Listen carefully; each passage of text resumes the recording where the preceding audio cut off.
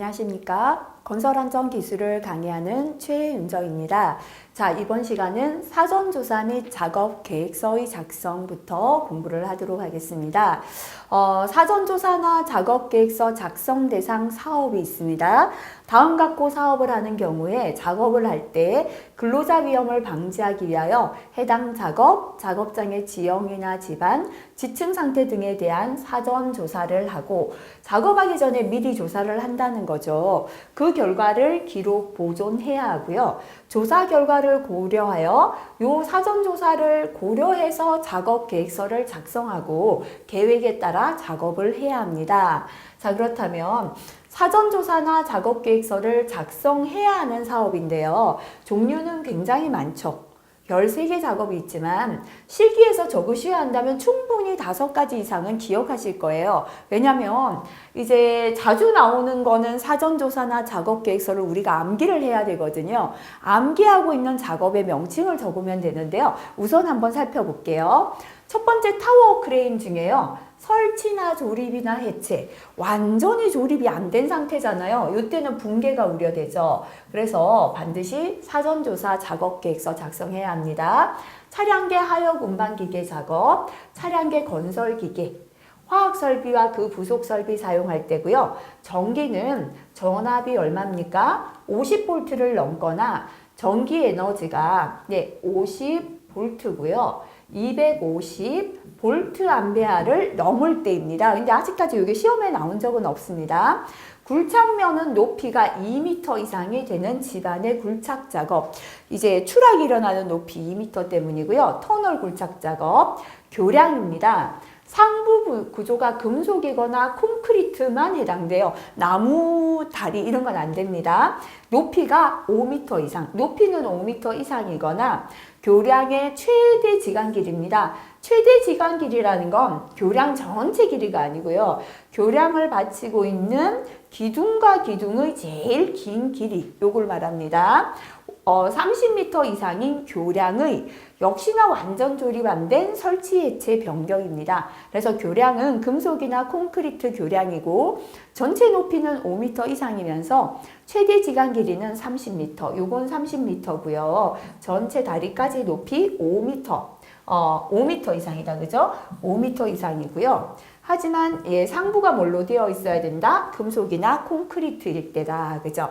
자, 그 다음에 이제 채석 작업, 건물 등 해체 작업, 중량물 취급 작업, 그 밖에 궤도나 그 밖의 관련 설비의 보수 점검 작업, 열차의 교환, 연결, 분리 작업, 입판 작업입니다. 이런 작업들이 사전조사나 작업계획서를 작성해야 되는 작업이다. 이렇게 보시면 되겠습니다.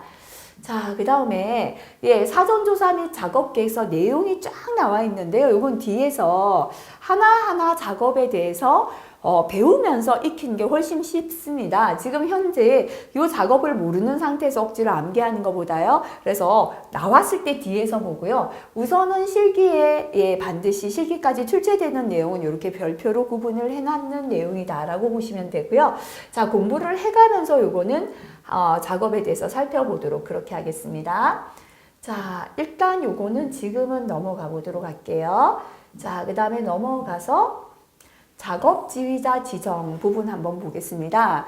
자, 산업안전보건법에서 반드시 작업 지휘자를 지정하도록 되어 있는 작업이 있습니다. 그죠? 자, 첫 번째는 차량계, 하역, 운반기계 등을 사용하는 작업인데요. 화물 자동차를 사용하는 도로상의 주행 작업은 제외합니다. 두 번째, 굴착면의 높이가 2m 이상이 되는 굴착 작업이고요. 세 번째, 교량이죠. 상부가 금속이거나 콘크리트로 구성되고요. 높이가 5m 이상이면서 최대 지간 길이가 30m 이상인 교량의 설치, 해체, 변경 작업. 그죠?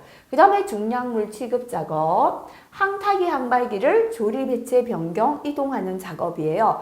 그래서 지휘자가 필요한 거는 일단은 짐을 싣고 차로 내리고 할 때요. 차량계, 하역, 운반기계로 중량물 취급할 때 이렇게 연결하시면 되고요. 자, 그 다음에 항타기 항발기 조립, 해체, 변경 작업이 있고 2m 이상의 굴착, 교량하시면 되는데요. 이 교량은 아까 사전조사나 작업계획서 대상하고 동일하죠. 그죠? 그래서 이런 작업들이 작업지휘자 지정해야 된다 보시면 되는데요. 법에서 추가가 되었지만 아직까지 시험에는 크게 출제는 안 되고 있습니다. 자, 이번에는 작업을 할 때 일정한 신호 방법을 정해야 하는 작업 한번 보도록 할게요. 자, 양중기 사용할 때, 차량계 하역 운반기계 유도자 배치할 때, 차량계 건설기계 유도자 배치할 때, 그 다음에 항타기 항발기고요.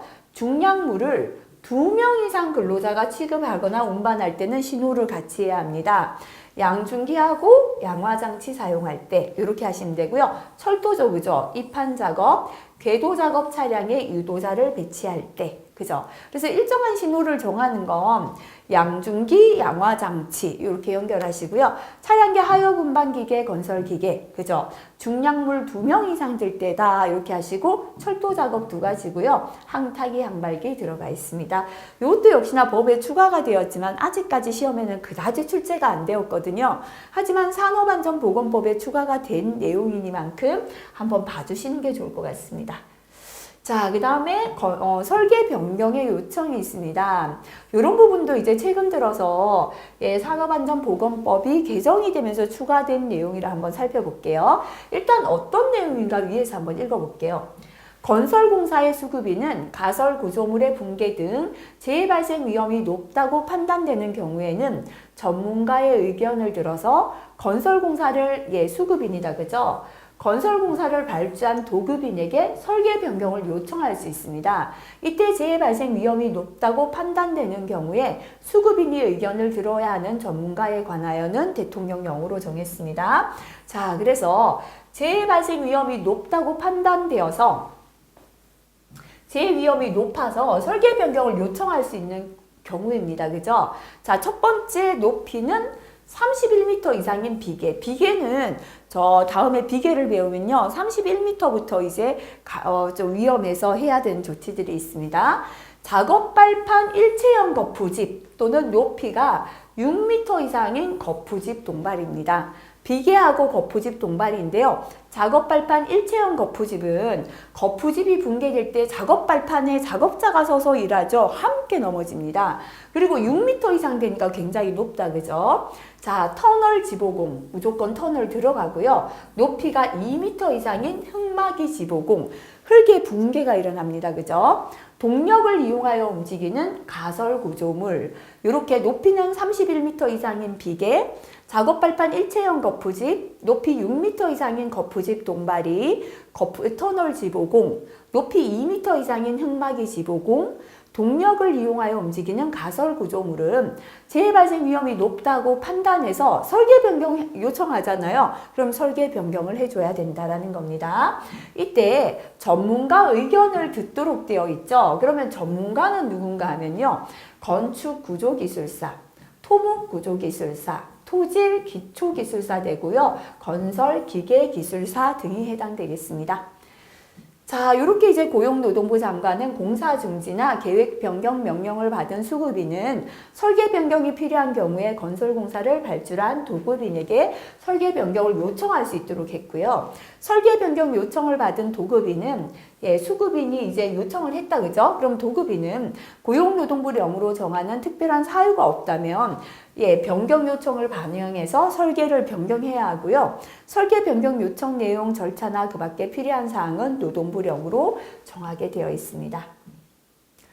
자, 여기까지 하면 이제 1장에 대한 내용이 끝이 났습니다. 자, 산업안전보건법이 개정되면서 1장의 내용이 좀 많아졌죠. 그래서 제가 법이 바뀐 부분에 대해서는 함께 살펴봐 드렸습니다. 이게 법이 이제 바뀌었기 때문에 기출에는 나오지 않겠죠. 그래서 앞으로 얼마나 자주 출제될지도 사실은 알 수 없는 내용이지만 그래도 이 바뀐 내용에 대해서는 한번 꼭 체크를 하고 넘어가는 게 좋을 것 같습니다. 이번 시간도 수고하셨습니다.